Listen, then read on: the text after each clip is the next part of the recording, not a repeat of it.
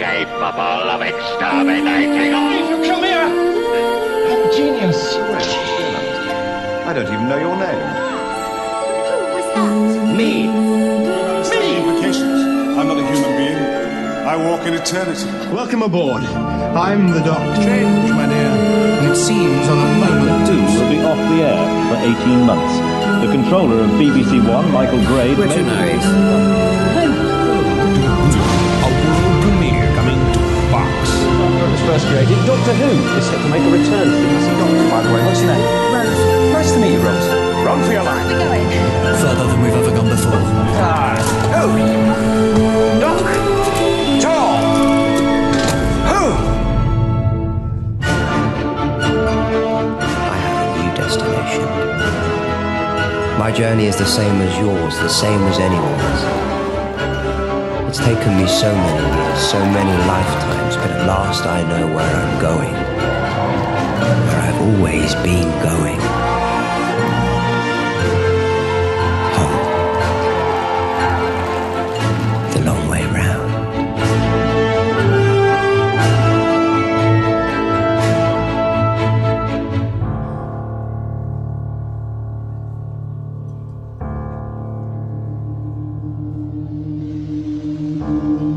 One day, I shall come back.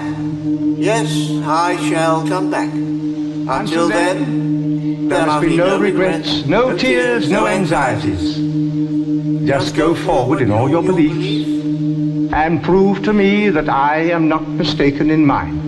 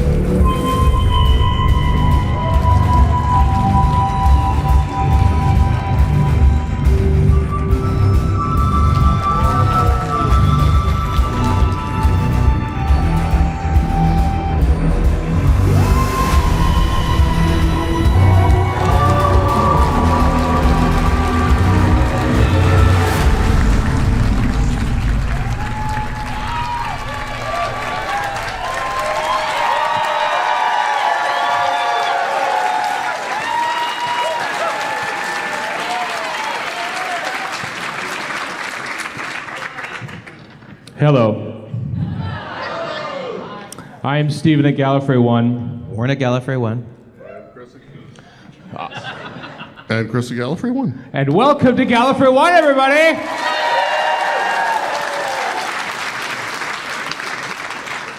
And a happy 60 years and a couple months for Doctor Who. How about that, eh? It's obviously a big time. If you're in the UK, all of Doctor Who is now like in one handy place on the iPlayer. You can watch like Totally Doctor Who and Confidential and like every episode. Yep. Sarah Jane. So much stuff. And here in North America, we got some Doctor Who over on this streaming service here. And you got some over on this one. And if you're a fan of the Paul McGann movie, I sure hope you bought the DVD. Well, I tell you one thing we have here in North America, and I checked this morning, we still have an unearthly child in North America. And Yeah. Take that, Britain.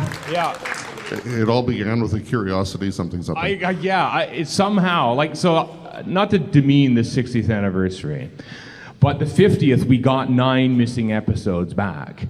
And the 60th, we lost 4. I don't understand the math, but it's great. As you know, Doctor Who is on Disney Plus now, everywhere else, apart from Ireland. Sorry, Ireland. And Ncuti Gatwa is the new Doctor. Yeah. There was quite the reaction to him on the screen for the video. I noticed that. I know people like they've seen the promo before and they thought I recognize that guy. I tell you what though, my favorite thing about Doctor Who being on Disney Plus, and everyone who's from North America in this room can understand what I'm saying, when you sit down and you know that the episode is going out in the UK at that exact time, and you sit down on your couch or your chair, and you open up Disney Plus, and it's right there. Like, you don't have to, like, not that we would ever condone such things, but like find alternate means to watch the episode. It's like I pressed play, and it was like, it took me back to when the missing episodes came back, and I remember pressing play on The Enemy of the World, thinking, it's fake, it's fake, it's fake, it's fake, it's fake, and then it shows up, oh my God, they actually got it, and so it's very exciting. And very exciting for everyone to be here today. We have wonderful guests. We have a nice actors panel with Annette Badland, Jaye Griffiths, and Shaun Dingwall. We have, from more than 30 years in the TARDIS, and from Hitchhiker's Guide to the Galaxy, the TV series, Kevin Jon Davies. Later on, Chip, the 2-minute Time Lord, who is working the desk for us today, is going to return to the stage for a nice, lovely segment about Doctor Who in the 60th.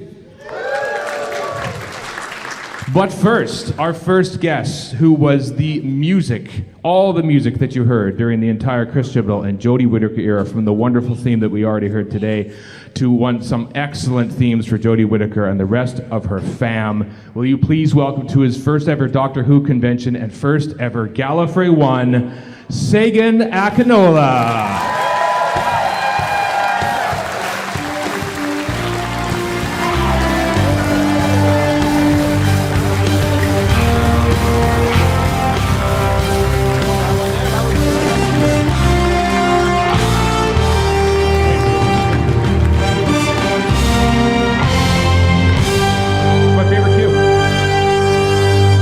My favorite cue of yours, and when I heard you were going to be on our show, it says, I'm going to play that in its entirety because I love it so much. It's from the End of Resolution. Do you like that one too? Yeah, that was really cool. I mean, it was really cool to do the whole band and orchestra thing and just basically try and fulfill my dream of being an extra member of Foo Fighters. Well, what do you play drums? You don't play drums as well. I do play drums. Do you really? Yeah, that wasn't you on the track though. Yeah, I mean, drums, so I kind of learned piano growing up, right. But drums is the instrument that if you put drums in front of me right now, this very second, I would just play it. That's kind of the thing that really, I don't know, I kind of feel it's my instrument, so yeah. I am a drummer too. No way, yes. Can we have a drum off? Can we do that? Yes. Just to plant an idea. All right, this makes me even happier. Well, I mean, so how did you find out that there was going to be that the music seat at Doctor Who was vacant and that you thought, yes, this is something that I would like to do? How did that all come about? I got a phone call on a Wednesday morning. I remember it really vividly because I didn't know anything about anything in terms of a change happening at that point. And I just got a call very much out of the blue saying that, I think it was saying that Chris and Matt Strevens were interested in me and would I be interested in chatting, and obviously it took me about 0.1 seconds to think about it. And I think at that point it was just a case of having an initial discussion and going from there. And so I think it was probably about a week and a half until I actually then had a chat with Chris. And then we had a really good chat. We kind of talked about where he was taking things and what he was changing and doing, and a brief chat about what he wanted to do musically, and then it was kind of, what did I think, and over to me. And so we had a bit more of an in-depth chat about the 13th Doctor and who she is and what she's like and everything. And I said I'd go away and write some music, so I did. Right. And a few days later sent over something to Chris and to Matt, and that was the 13th Doctor's theme, and it didn't change from that point. Nice. It's literally, it stayed the same all the way through. With no notes at all? Like, did they say? No notes. No notes. It literally, it is exactly the same. Yeah. Uh-huh. Wow. So you were basically headhunted in a way. You didn't have to apply or submit audition tapes or anything like that. No. I mean, I suppose I did write that piece of music, so that's kind of like an audition. But yeah, they were looking at some people, and I guess the previous work I'd done kind of interested them. So right. Yeah. So, I mean, when it was announced that you were going to do Doctor Who, naturally everyone says, okay, what's his earlier stuff like? And it was kind of ethereal, kind of soundscapes in a way. And that's kind of what your first series was kind of like. Was that a conscious effort to sort of go a little more ethereal in your approach to the music? Yeah, I mean, I had a blank slate musically. It was really a case of I was very much encouraged by Chris and Matt to just be me, and they really said, don't worry about anything that's come before, just be you. But I also really felt a connection between, I guess, some of the more ambient kind of electroacoustic things, because even in my previous work, it's quite normal for me to take a sound or record a sound and then mangle it and stretch it and do all sorts of weird things to it. And I felt a very clear connection to the radiophonic workshop. Right. And so I felt like it's almost like it's come back, that sense of being creative and doing bizarre things. To serve music and the storytelling. So I felt, well, it's there naturally in the history of Doctor Who, and it'd be great to bring that into it, along with lots of other influences in popular music, and then to some degree the orchestral thing, which we kind of played around with doing a bit less, and then decided to bring in a little bit more. Yeah, because it started out as pretty much just you. Kind of started out with Mert Gold too. It was just him, and then the orchestra starts to creep in, like in Resolution a little bit. Yes, yeah. I'm trying to think. In that first series, I think it was actually Rosa. That was the episode. So I think we pretty much decided we weren't really going to have orchestra, and then we got to the Rosa episode and thought maybe we should have a little bit of orchestra. Right. So we thought, okay, we'll do it a little bit for that. And then we got to Demons of the Punjab and thought, well, okay, we'll do it a little bit for that. And then we got to Resolution and thought, well, we should do it a bit for that. So it kind of grew a little bit until Series 13, at which point there was much more orchestra across the whole thing. Yeah. So the theme song, obviously, that's something that you got to take a crack at as well. And you sort of really went back to basics with that, like a sort of a minimalist approach to that. How do you approach an iconic theme song like that and says, okay, how can I make it my own, make it great, but also adhere to a somewhat, rigidly defined parameters of what the song should be? Or put another way, how intimidating was that? I would describe it as incredibly intimidating.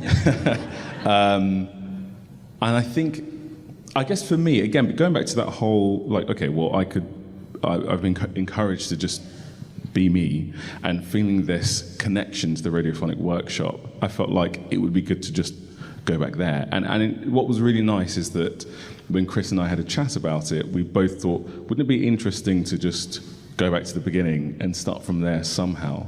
And so for me, it was a case of then taking the original version that Delia Derbyshire had worked on and basically giving it a completely new spin and putting my own things into it, and but still doing things like taking sounds and stretching them and mangling them and all that kind of thing. It's just that some of those sounds were actually from the original version. And again, I just tried to be me and do what I thought worked. I did try a few different versions. So I tried one that was really, really ambient. I tried one, which is the one that you hear, and I tried one other version. And I think that all of them made it into the show at some point. So, for example, the really ambient version makes it into the show in Series 13. I think it's after Village of the Angels, I think, yes, isn't it? It is, yeah. So it's really nice that actually, even those early ideas that didn't quite feel right for the main version, they kind of all crept in somewhere. You're cleaning out the cupboard, thinking, oh, they want us to go, oh, just take that, there we go. Yeah, exactly. And then, of course, there was the Indian-inspired one for Demons of the Punjab, too, which is an entirely one-off type of theme. Yes, yeah. I think that, I'm really proud of that episode. I think we worked really, really hard to try and make it as authentic as possible. And that particular version, if I remember correctly, was actually a surprise. So I don't think Chris and Matt had heard it at all. And we were kind of doing the final mix where you have all the sound and all the music and everything, and they hadn't heard it and heard it for the first time. And the reaction was really positive. So I'm glad that it went down well. Mm-hmm. And then comes Series 12, and you're all ethereal leading up to that. And then here comes this James Bond-esque episode of Spyfall with this great John Barry enthused version of the Resolution music that we just heard. Like, did they sort of say, we want James Bond, go nuts, go to 11 for this one? Well, at the end of Series 11, kind of planted a bit of an idea of doing something spy-ish. But it wasn't specifically Bond at that point. Well, it was kind of like, is it Bond or is it going to be Mission Impossible? It was somewhere around there. So I had a few months to think, and I just thought it'd be really cool if it was more Bond. And by the time I kind of had started to talk to Chris about it, the whole thing had become much more Bond. And I just felt like it would be really good to really dig into John Barry and really be absolutely unashamed about just, I mean, the way that the Howard, the mix engineer, the way he referred to it is that there's like a Barry dial, and with every piece of music, it was somewhere between 5 and 11. Right. It's kind of like slightly more, slightly less, but it was always there in every piece of music, and yeah, that was a lot of fun. And we recorded that in Air Studios, where I'm trying to remember where Casino Royale was recorded, and actually, small kind of piece of information. Yeah, so yeah. The drum kit that was used, the snare drum, was, we believe, used to record the original Bond theme, which is pretty cool. Ooh, did you touch it? No, I stayed away. Oh, also very intimidating. Far away. Also yes, very exactly. intimidating. Wow, that is amazing. There were a lot of great themes and occurrences in that second series, Series 12, including the reveal of Joe Martin as the Ruth Doctor. I mean, when you saw that episode come in, what were what was your approach, thinking, oh my word, we're introducing a brand new Doctor. She's black and she's bold. What are you going to do for music with that? How did you sort of approach that? Well, the way that I worked with Chris and Matt is that I never knew anything ahead of time. So I literally just received the episode, and then I'd watch it ahead of having a chat with them about the music and what it should be and what it should do. So I did not know this was coming at all. Right. And watching it through, I kept thinking, who is she? So for me, it was a complete kind of rug pull moment. So it felt like the music should just do the same thing. There's a little bit of trying to throw people off of the scent a bit and kind of link to other things, but it was just a case of not at all giving any hint that was who she is. Right. But once we knew that, it felt like she needed her own theme, which was somehow kind of linked to the 13th Doctor's theme. So I think I took elements from it and rewrote the melody and a few other things, so that it felt kind of connected, but like her own thing. And because she has that scene where she's, what's the polite way of saying, kicking butt, I would say. Then it felt like she needed something that was a little bit more aggressive, so I kind of put that into it as well. Mm-hmm. And then there's Sacha Dhawan, of course, as the Master. Which deserved his own theme. And of course, he's hiding as as O throughout the whole episode, and then you have to reveal him. So did you try to like sort of layer in hints of his eventual theme in there, or because it was such a surprise to everyone on TV, do you just kind of have to approach that, no, we cannot let on who this guy really is until it's time for the big reveal? It was definitely the latter. Certainly around him, there's no hint of anything ever at all. But I did take elements of his theme and plant them earlier, but in things where you're not really sure who is kind of the cause of things going wrong, like the bit with the car and everything that goes wrong there. Right. Actually, I think that piece of music is entirely the Master's theme, but you just don't really know it. So it's kind of at the back of your mind. You've kind of heard it a little bit, and then you just don't hear it at all until the end when you get his reveal. And of course, that had to be the biggest, baddest thing ever. So I was really influenced by Sacha's performance as well, kind of how he moved and that just genius twist. Mm-hmm. So I just put as much of that into his theme as possible. Yeah. How difficult is it to, when you're writing music for an actual picture, do you have to think, oh, I could really swell here, but I have to chop it off at this point because there's a new scene and stuff like that, and you have to throw in maybe odd time signatures or something like that. When you get sort of into the groove, you're thinking, oh, if only this scene lasted 2 beats more, I could really do something with it. Is it difficult to sort of compose music expressly for what's being seen on screen? I suppose that's your job, really. But yeah, I think that's the key thing. That if I wanted to just write music and have no influence of anything else, then I could go and just write some music away from picture. Right. But the joy of doing this is that I get to storytell through music, and that's what I love. Mm-hmm. So there are always moments that are slightly tricky where you do think, okay, if we did have a few more seconds, it would be easier. But at the end of the day, it's about working with the edits and kind of working with how the scenes are put together and doing the best job through that to still make the music musical. That's the key thing. It's got to feel seamless and like it's a perfect fit. And just with the opposite of that, you've done game music where you have to do the exact opposite, where it has to be ambient all the time. So how challenging is that? Well, for me, I get a lot of satisfaction in, I guess the correlation between the function and the art. Mm-hmm. So in this world, it's exactly what you said. It's like, well, okay, I've got to write, let's say, a theme for someone, and it's got to be really heroic and rousing. But actually, there's a fight, or actually, what tends to happen. Certainly in Jodie's era of Who, is that there's a joke or something somewhere in something really intense, and so I've got to somehow make the music less intense for about 15 seconds and then get back into, yes, the world is coming to an end. Yeah.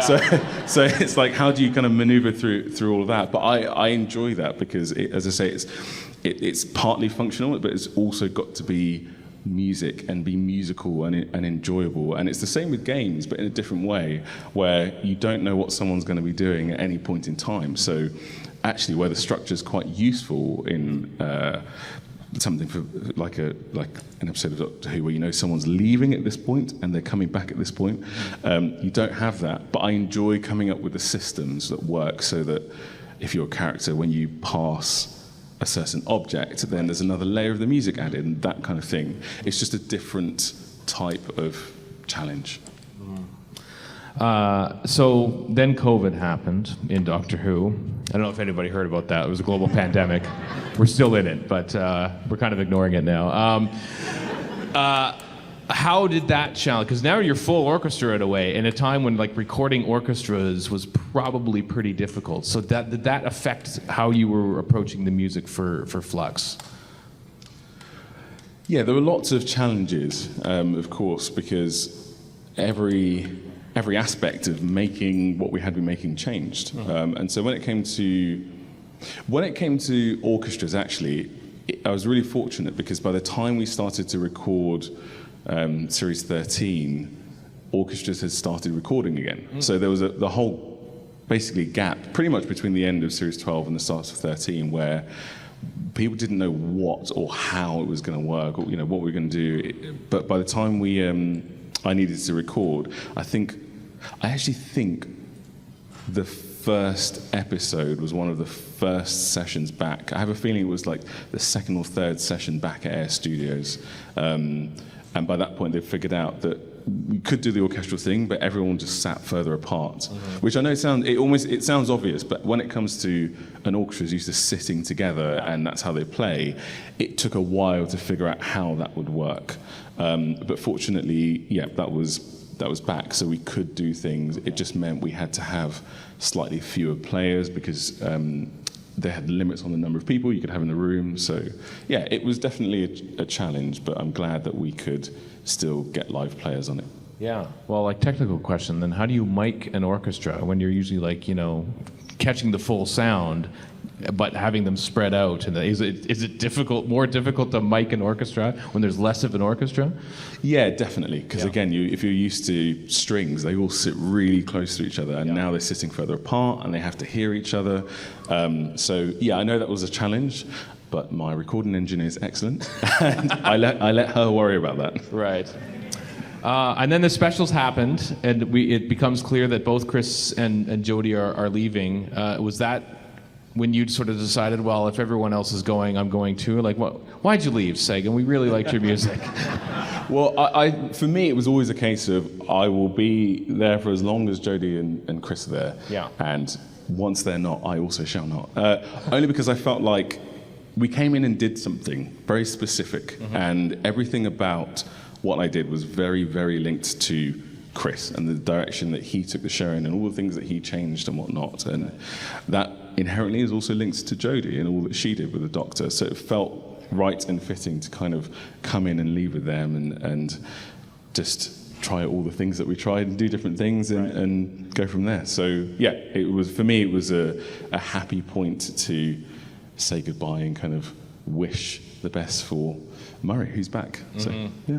And you're basically scoring a feature film in The Power of the Doctor. Like, it's a 90-minute epic with returning doctors and characters and everything else. Was were you given carte blanche to sort of say, do whatever to make this the best thing you've ever put together?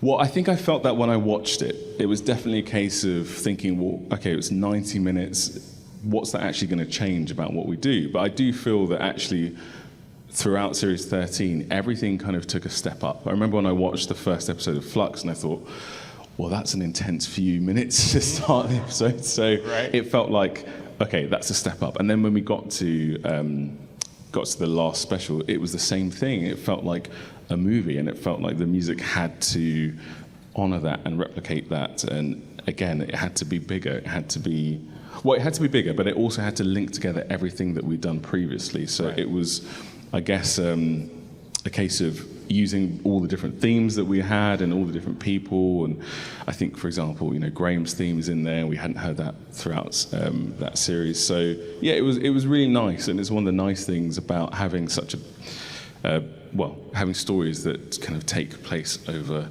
such a grand canvas that you can kind of pick bits and reference. And I did lots of referencing back to Series 11, which was quite nice. Oh, nice. As well.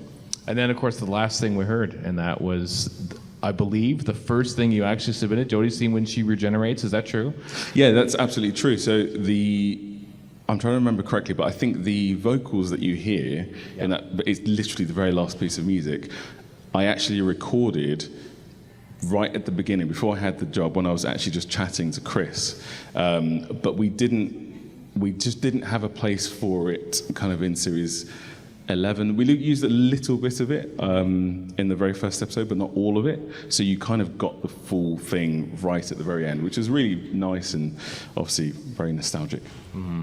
Well, it was wonderful. We loved your music across all of Doctor Who. Oh, thank you. It's the very beginning of this convention. I'm sure you'll get lots of love throughout the weekend and on the panels that you are. And we're glad that you joined us to kick it off today. So thank you. Thanks for having me. Segun Akinola, everybody.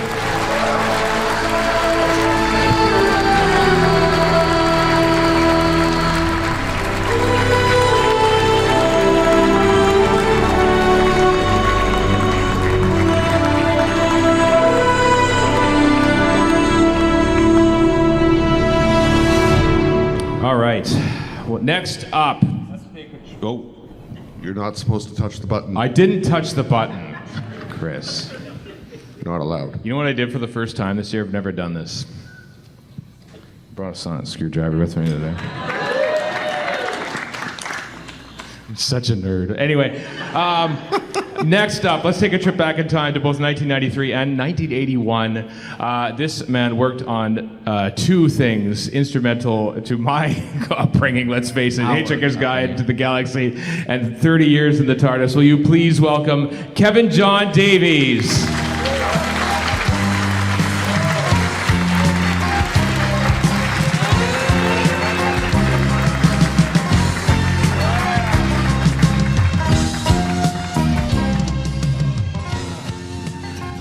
Play my tune.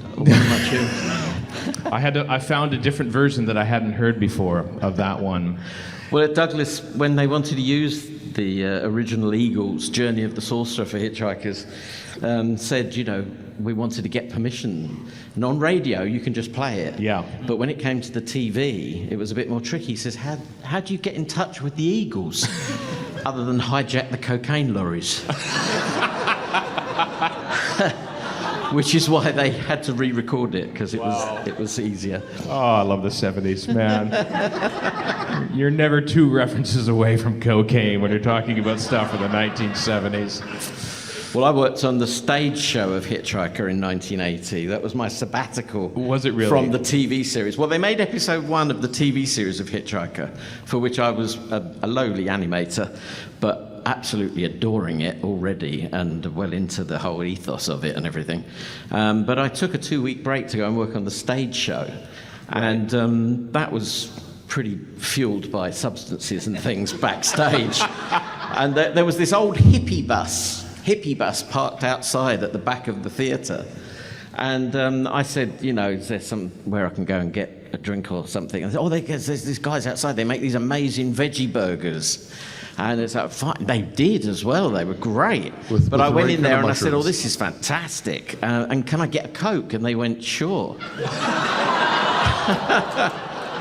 And I said, oh, good, I'm so thirsty. And they went, no, there's a newsagent up the road somewhere.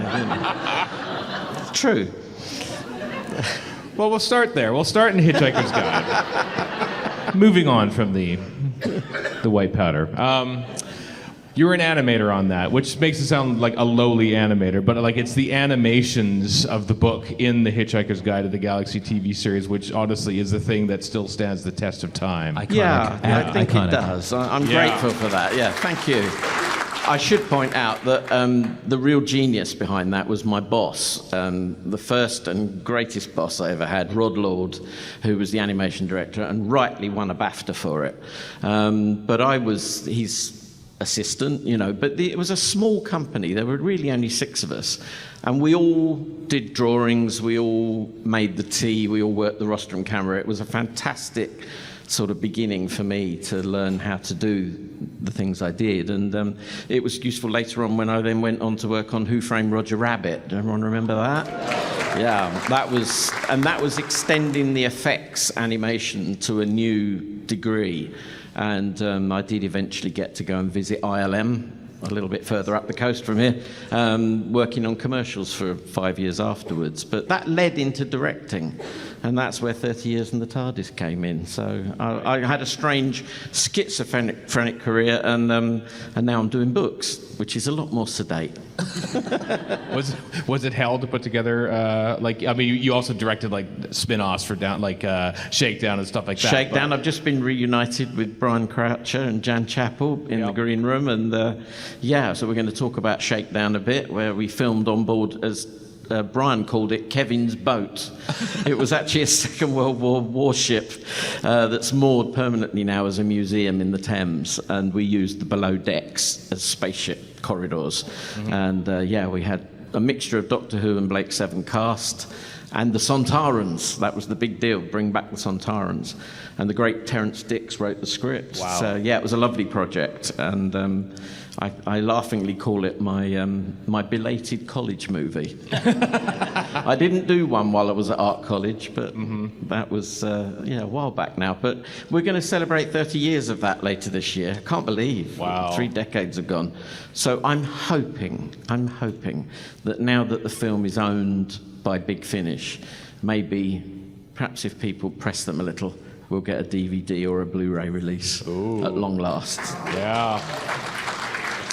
I mean, well, thankfully we got the Blu-ray for Hitchhiker's Guide, which I think you were largely responsible in spearheading, I think. That was a mixed blessing. I enjoyed doing the DVD in 2001, but the Blu-ray was a bit fraught. There's an extra disc for the 2018 release, but the best bit of that is that I got to remaster the original animation in HD as a standalone featurette, so that's worth looking out. Mm-hmm. But I'm here to talk about the book about Douglas Adams, which I did last year, which hit the bestseller list for 1 week, but I think it still counts. 1 consecutive week, I believe it is. Yeah, 1 consecutive week.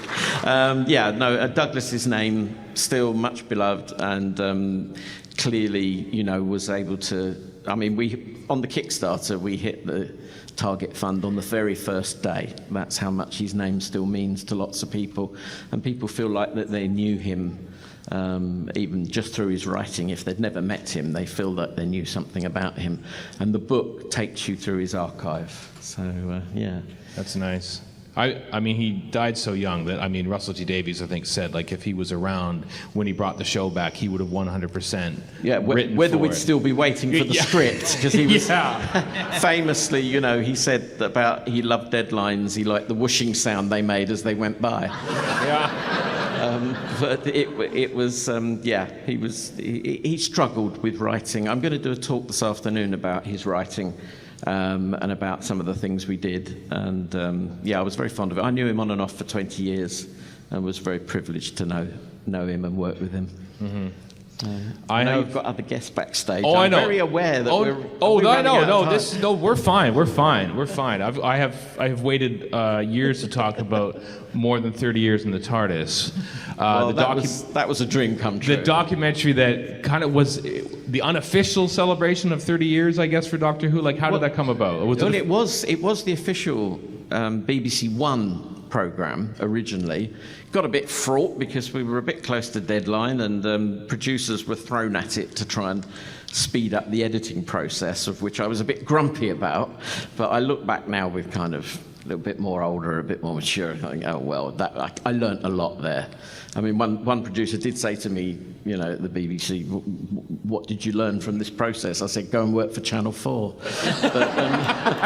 But no, I was delighted to do it, and the following year I got to recut it to feature length for the VHS release, and that's the one you can now get on DVD. It's been out a decade or more, so that's around, and I'm very proud of it. I especially got to do the move in through the TARDIS doors on location into the studio, which is something I'd been wanting to see for a long time, and we did it. And of course they've done it since in different ways. I loved Clara riding the motorbike into the TARDIS. I thought that was brilliant.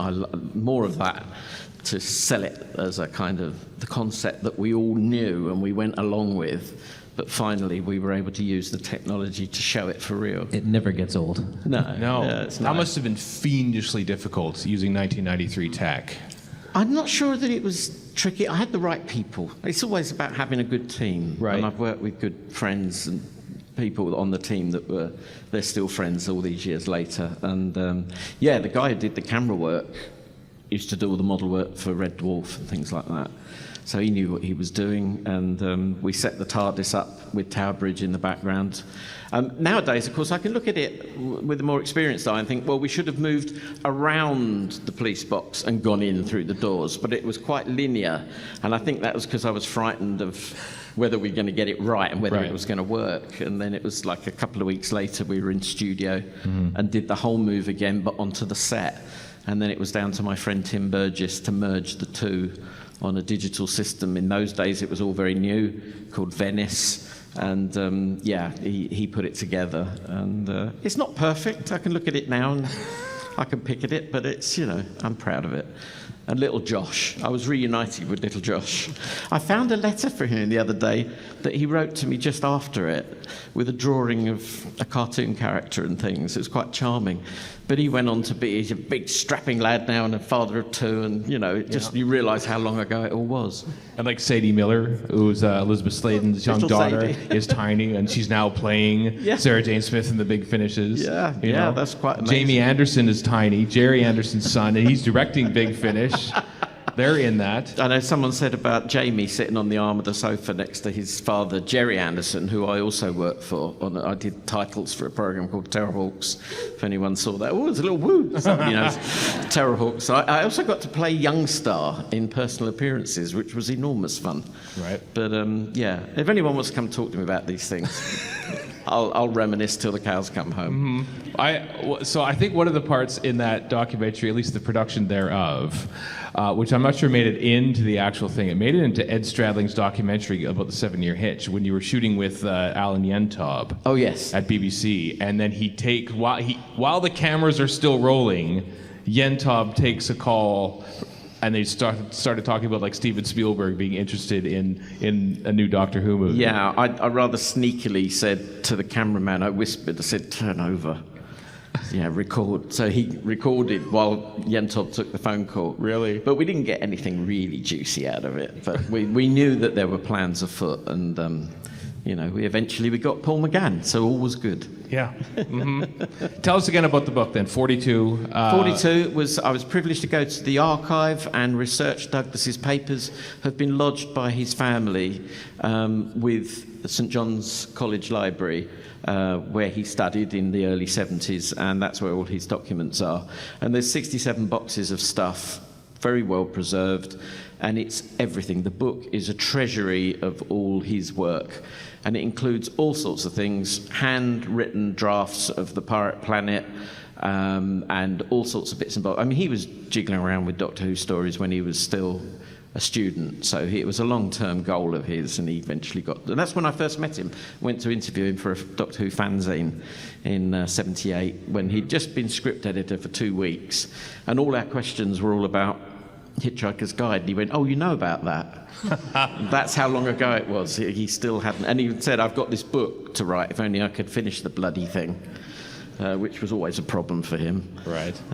But yeah, little did we know, the rich and famous sort of experiences and things that he would have were still to come. Fascinating. I look forward to seeing you throughout the weekend talking about Douglas Adams, about Shakedown, about more than 30 years of the TARDIS. And it's great to finally meet you in person as well, Kevin. Kevin Jon Davies, everybody. Thank you very much.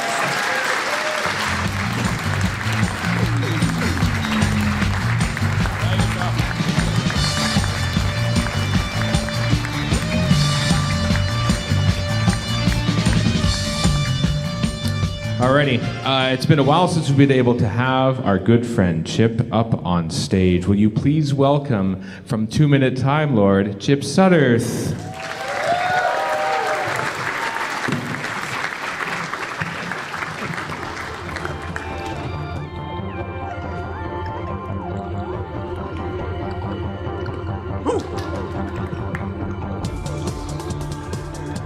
Good morning. I'm here to talk very briefly before we get on to our wonderful guests who are milling about right there. I want to talk about some area where Doctor Who was so far ahead of its time and an idea of where it may be going after the Church on Ruby Road. I want to talk about this really obscure concept called, you've probably never heard of it, the multiverse. I'm of a certain age, and in the mid-'80s, comic books were absolutely full of multiverse stories. You had parallel Earths in DC, you had alternate timelines in Marvel, and I was not a happy kid. I was not a happy teenager. I felt like I was living life in a box, not enough prospects, not enough popularity or confidence. Stories with multiverses in them, where characters could go and be anywhere, where there were infinite possibilities, that was catnip for me. It made me feel better. And I was part of a group of kids that played role-playing games, a lot of classic role-playing games of the 80s, and we had self-insert characters that they were not to be contained by a single game. Portals or whatever, they go from the one game to the other game, genre to genre. There is something about multiversal storytelling that is just liberating. Well, it's 2024, and a lot of similar comic book nerds from the 80s are now story editors, showrunners, studio executives.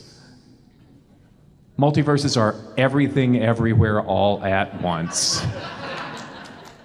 Spider-Verses and cinematic universes, Rick and Morty, Kelvin universes. Sometimes a single narrative setting feels too limiting, and I gotta tell you, Doctor Who was ahead of its time. Because Doctor Who, you had some literal parallel universe stories, Inferno, for example. But Doctor Who is a genre machine, and every week you can be in a different... Well, let me stop. Let Matt Smith tell you about it. So, all of time and space, everything that ever happened or ever will, where do you want to start? That's the premise of the show. everything, everywhere, all at once. Imagine that. That is one of the things that made me fall in love with Doctor Who, just as I fell in love with other kinds of multiversal storytelling. And in recent years, the showrunners have gone a little nuts with multiversal ideas. You know, historicals and science fiction stories in different time periods, that's not enough. Let's break genres even more. Let's put actual Santa Claus in a story. Let's have a mirror universe with a talking frog. Let's have a flying, floating wooden ship with goblins on it. And I have to believe that the showrunners were sitting back there saying, should we do this? Is this going a bit too far? Bad idea, right? It's fine.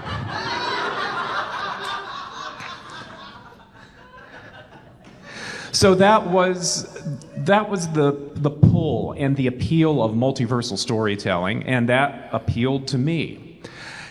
And then it became more than just escapism, because in the first season of Russell T. Davies, we had characters starting to talk more about not just going and seeing things, but what you're supposed to do with it. You take a stand, you say no, you have agency. And I think I started to grow along with Doctor Who. I didn't just start watching these stories and imagining places to be. I started visualizing what I could do on this multiverse on Earth. I started traveling more, actually leaving North Carolina. That was a big deal for me, coming to this convention. I found my voice as a podcaster. I started taking more responsibility at work and working in my career. And then finally, recently, I decided to really be like the Doctor. I hope it works out, but I quit my job to try to work for myself. And I gave the business I was starting a name that would remind me where I got the whole idea from. And if you know, you know.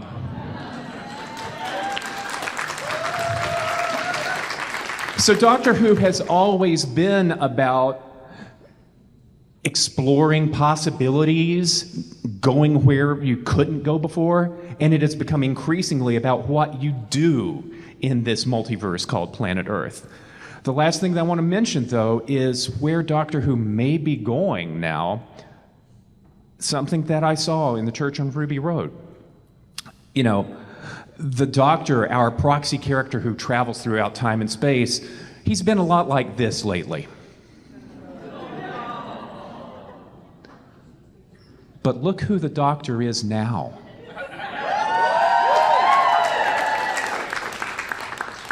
That scene in the church on Ruby Road is so amazingly powerful, because it's a Doctor who's not just traveling through time and space, not just righting wrongs, but he is also seeking out joy. Here is my hope for all of you in this coming year, as we hopefully have a series full of, it is Russell T. Davies after all, but I really do hope that this Doctor will continue to be seeking out joy. And my hope for you is that when we get together next year, 2025, when we come back home, I hope to have a conversation with you. I hope to run into you in the hallway. I hope you will tell me about the places you went, the places you explored in this multiverse called Planet Earth. I hope you will tell me about the things that you did, and I hope that we get the chance to talk to each other about the joy that we found, like this Doctor. The joy that we sought, the joy that we tried to create, and the joy we found.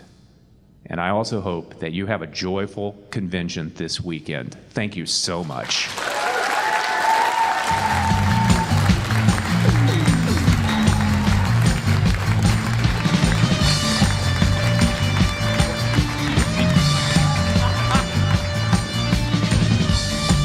Thank you, Chip. Chip Sudderth, everyone.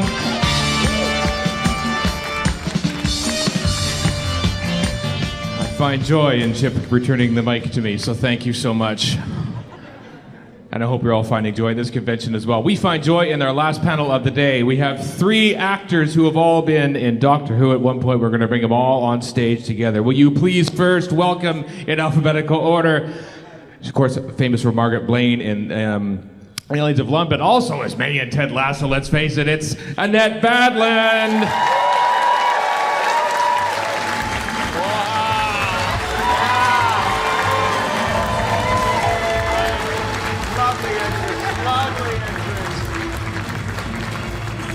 I've been in the TARDIS all this time.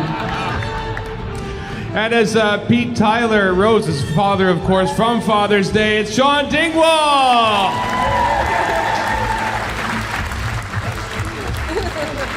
And last but not least, Jack from The Magician's Apprentice and the Zygon Invasion, it's Jaye Griffiths.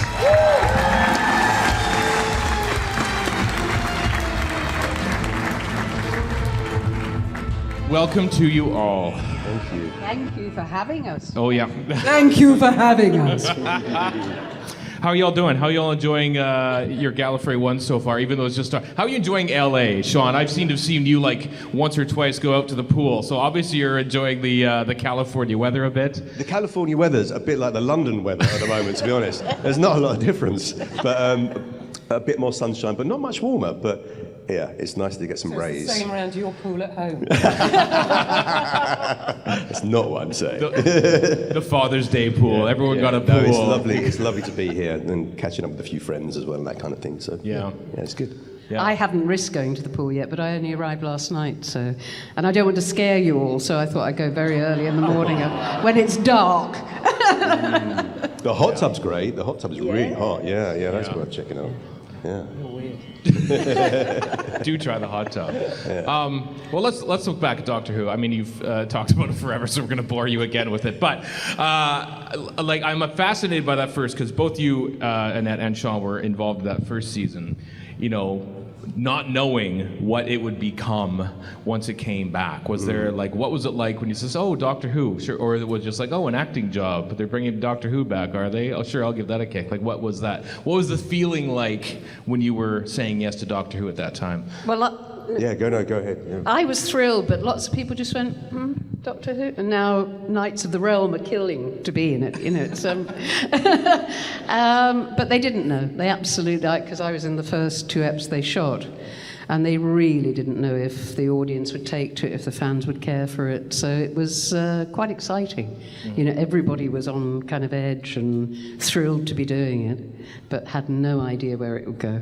And we're having, of course, the 20th anniversary. It was amazing. You know, 2004. Oh, that's shocking. I know. I know it's hard for you to believe by it, you know, because we look so fantastic. But it's true. Mm-hmm. Yeah, I had a similar experience. The call came through, and this was before things were emailed. Scripts were, so got the scripts in the post and thought, Doctor Who. I mean, okay, let's have a look. And I read the script, and it blew me away. And I thought, oh, okay, this could be really good. This is interesting. And then had the most fantastic shoot. And I think by that point there was a buzz. There was a bit of a buzz that people, because you never really know when you're filming something. You can have a great time on it. It can be a disaster. That does happen sometimes. But I think there was a definite kind of vibe that actually this could be quite special. But obviously nobody knew that it would take off like to this extent. Right. You know, no idea. So that's amazing. Yeah. And then of course, Jaye, you show up in 2014, 2015. Yeah, and I saved the day. After the 50th, so it's at the peak of its popularity when you're involved. So when you see the Doctor Who script come across the table, you're thinking yes, or? Yes and no. Yeah. Okay. There was a lot of running around dirty tunnels in Cardiff. Not living the dream. Yeah. But no. But what about when you were filming? Is that? See what he's done? It was Peter Capaldi. I mean, what's to not love? Oh, please. The man is a small god amongst us. One of the nicest human beings God ever made. So it was a joy, yeah. Aside from the tunnel and get you killed. The tunnel. I think I've seen that tunnel in multiple episodes of Doctor Who. So you're not alone. You were not alone in that tunnel. No, there was lots of running, and you could hear the rats running further down. Health and safety, anyone? No. Oh, I'm running around an airport. I did a lot of running. I think generally there's a lot of running, isn't there? I remember going back and forth. You know, they got the sonic screwdriver on me, so I had to keep running backwards and forwards. You know, cars available. Right. Yeah. Great fun. I remember that scene in Bad Yes. Wolf, wasn't it? Where you had to keep running back in heels. Might Yes. I add? Is it difficult as it looks to run in heels like that?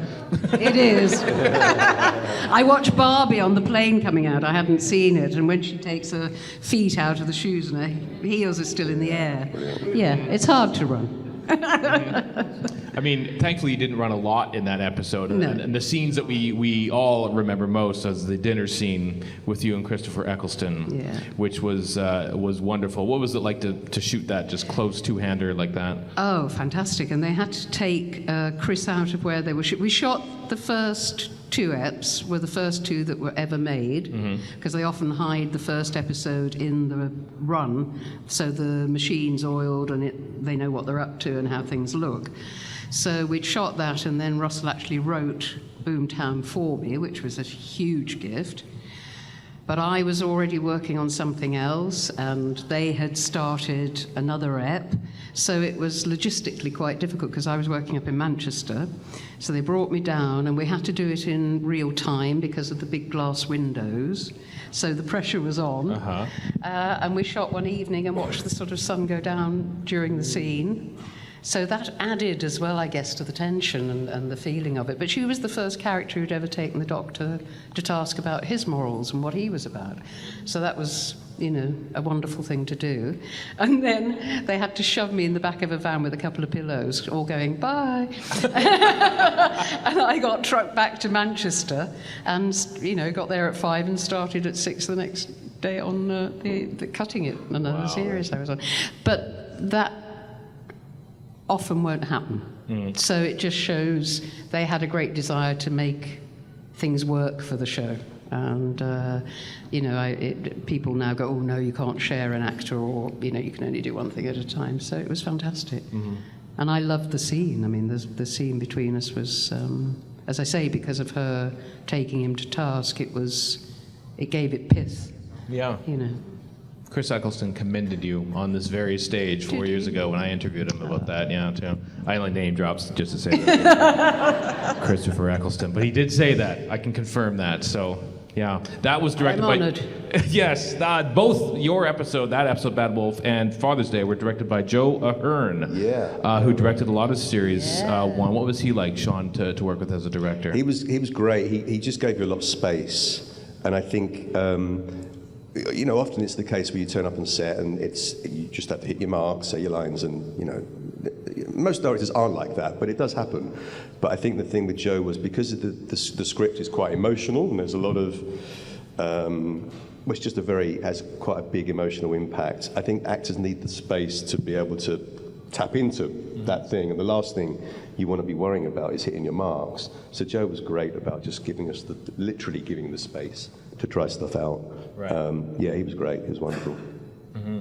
There's the scene, which I think we all know, where Pete Tyler cottons on finally why this car is driving around the block and disappearing and coming back. And he has to reason with what's going on, what's happening, and then has to decide what he's going to do, and comes to terms with it that he has to die. All in one scene, all in one shot, all in your face with no dialogue. It's fantastic. Thank you. How challenging was that? It's interesting, you know, because there's a scene before that where, or kind of the shot before that really, where Pete takes a glass of wine, like, is it communion wine? I don't like what you have in church. Probably. You've offended someone or made other people happy at the same time. So this is a safe space. And so I took a swig of wine, and then that thought process happens. Right. And it was cut because you're not allowed to show somebody drinking a glass of wine, drinking alcohol, and then being courageous. Interesting. Wow. So they dropped that, and actually, I think it works. Just it doesn't really make any difference. But yeah, that was a really one of those things that shot. You know the Long Good Friday? Maybe you don't. Anyone seen the Long Good Friday? Bob Hoskins. It's great. There's an amazing shot where Bob Hoskins is playing this gangster and he's sitting in the back of a taxi. It's the last shot of the film.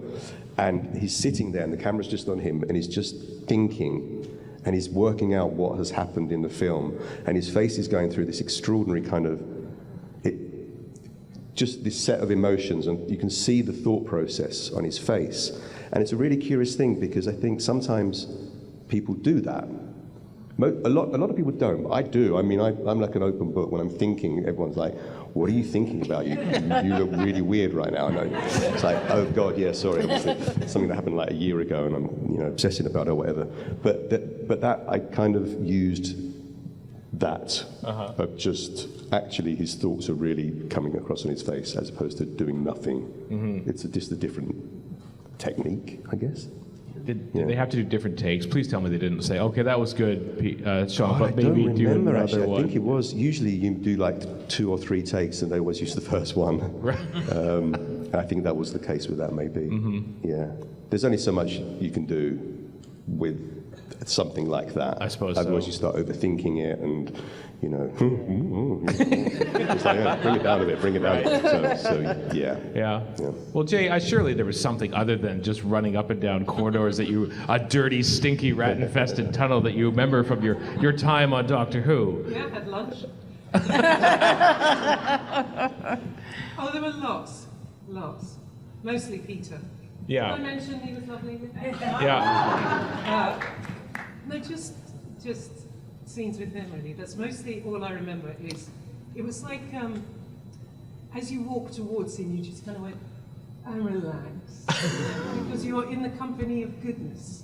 And that just does your heart good, doesn't it? It doesn't matter what you're doing, when you're working with people like that, the day's going to be fantastic. Even with rats. It's mostly my abiding memories, his warmth and gentleness. Is he what they call a generous actor?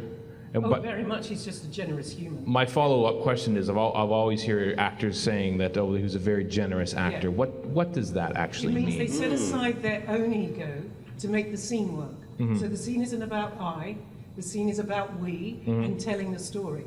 So once you've decided what the story is, excuse me, then tell it the best you can. And if that means you take a step back, then that's what you do. Right. You don't have to be the big I am every single minute of every day.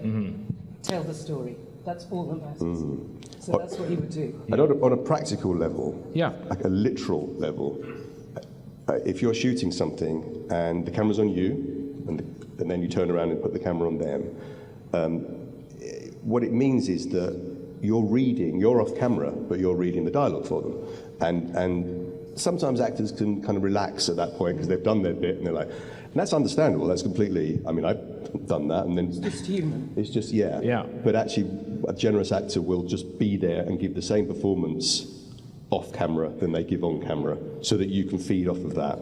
That's literally what I think a generous actor does. A famous actor I won't name once left me with a piece of white tape. He'd done his bit and he went home because he was very famous, and I had to talk to the sticky tape. Yeah. Sorry about that. Never mind, darling, I've forgiven you. You've got your own bag. So yeah, absolute telling the story, being part of it, not going. And often actors. It sounds like I've had a terrible time. I haven't. I've worked with some brilliant actors. But often they won't commit to the scene if they're not on camera.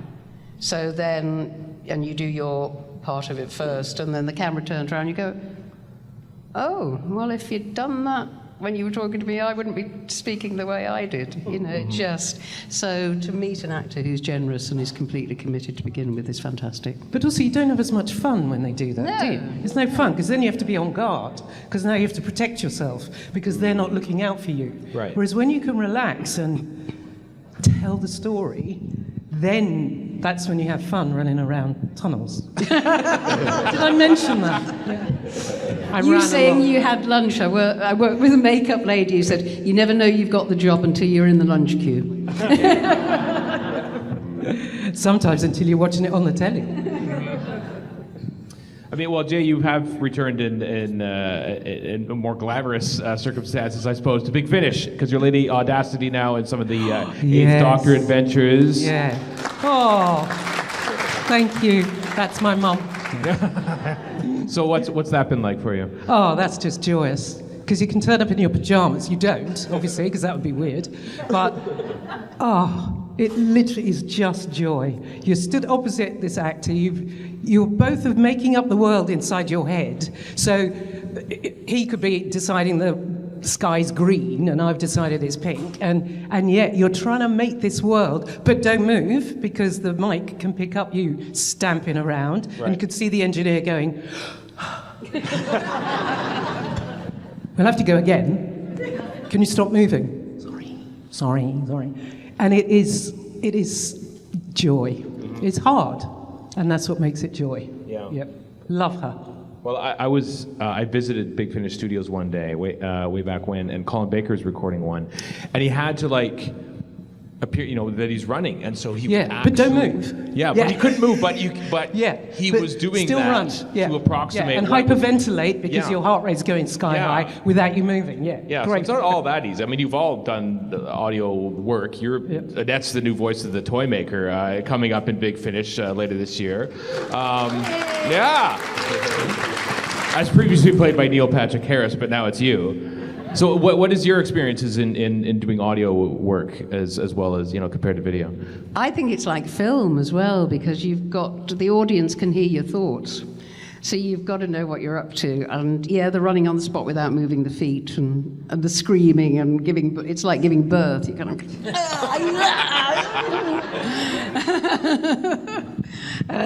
excuse me.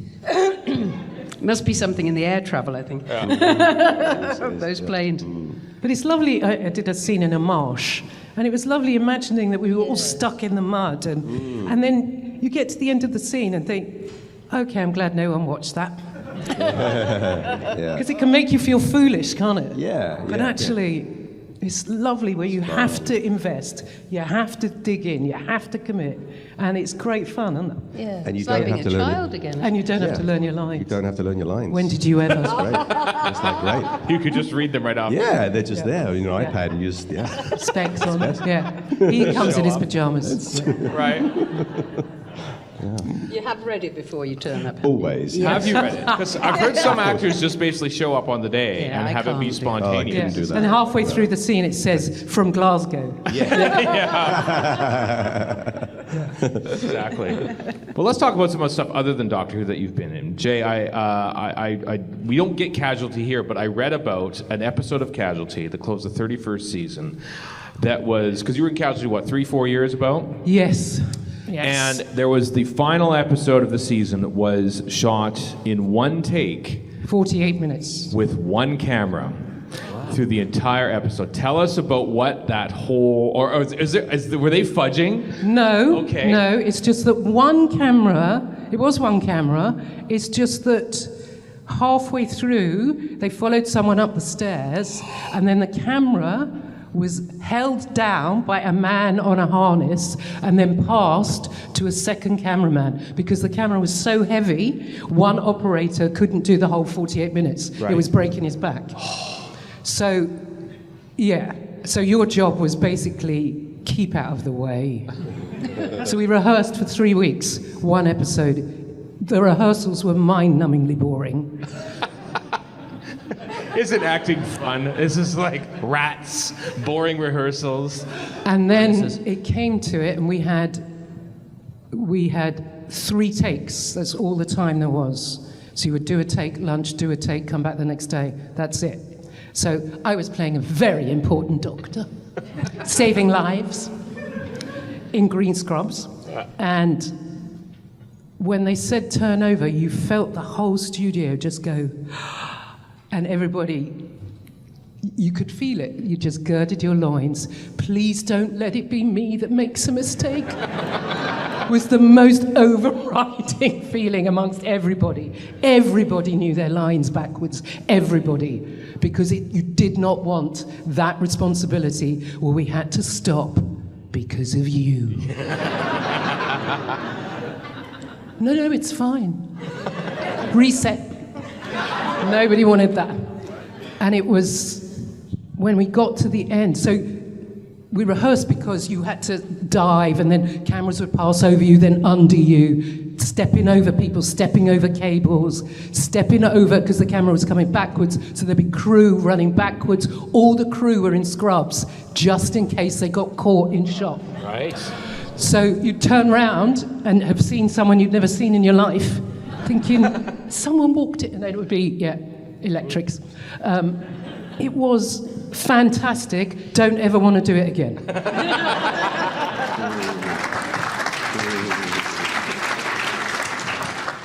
Well, Shaun, I do have to ask this. I'm going to ask you about Constellation, actually, first, because I have been given clearance by Peter Harness himself, who told me that you were in it. Constellation, premiering on February 21st on Apple TV+. Yeah, a couple of days. Yeah, I know. Say what you can about that exciting TV project. God, I wish I could say a lot. I mean, it was, first of all, okay, so... I play a conspiracy theorist who's kind of a bit of a celebrity conspiracy theorist.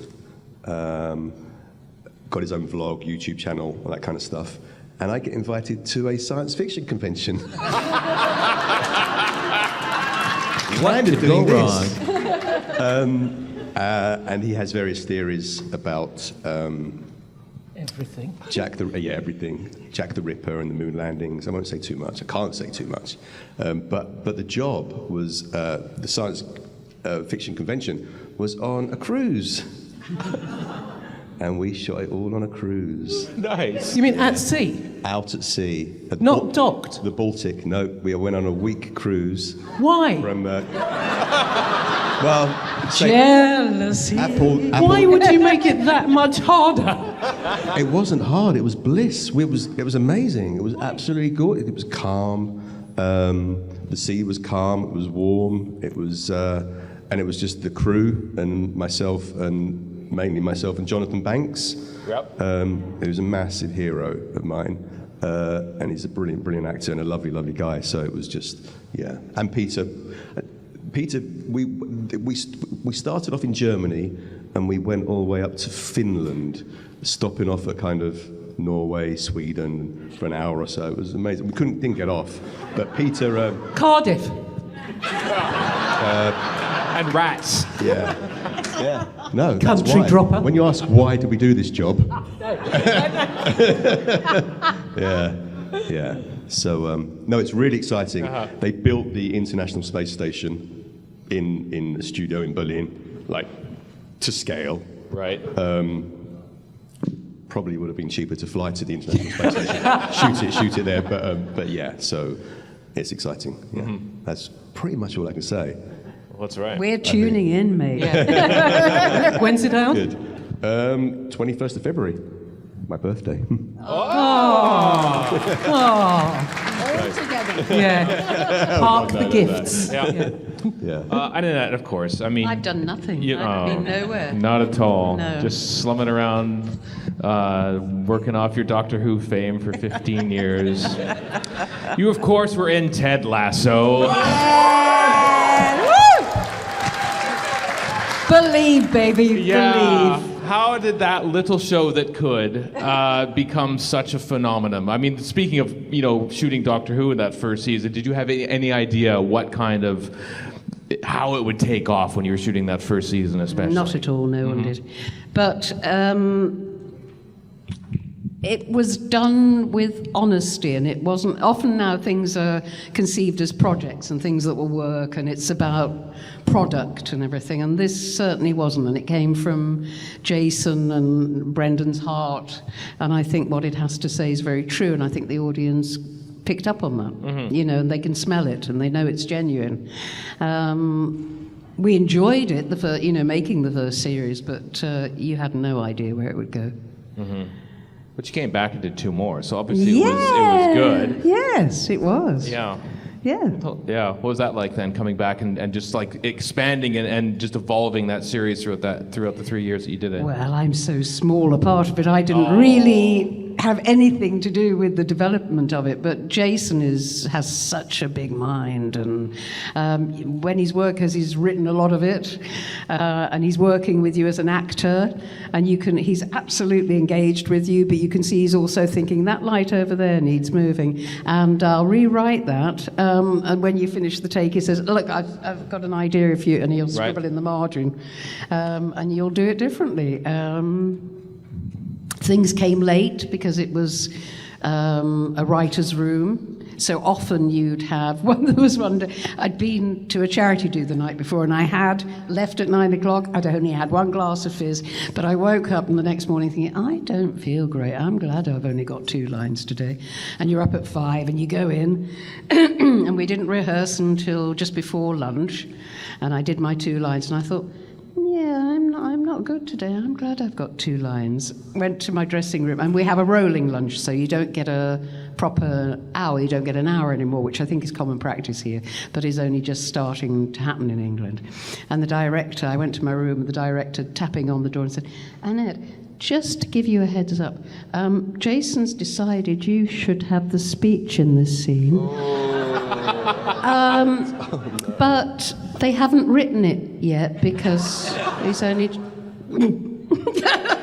I don't have any lunch. I'm in the toilet.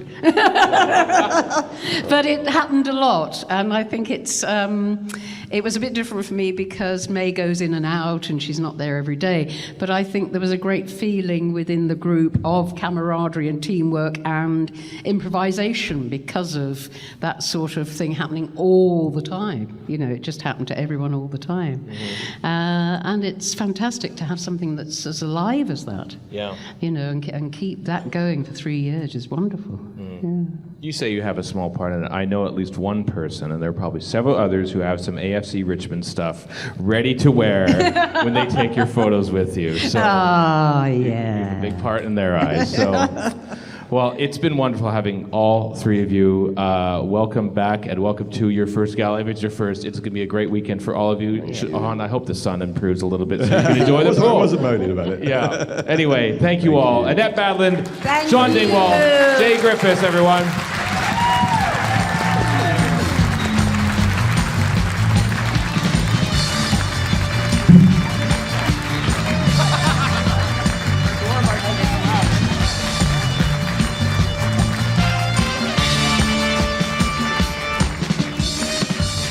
Well, we did it, folks. We had another live show in the books, which means there's all of Gallifrey One yet to come. I hope you enjoy yourselves. The dealer room's open. There's commentaries, there's panels, there's everything at the greatest show on earth, Gallifrey One. So I hope you enjoy the weekend. Until next time, I am Stephen at Gallifrey One. Warren at Gallifrey One.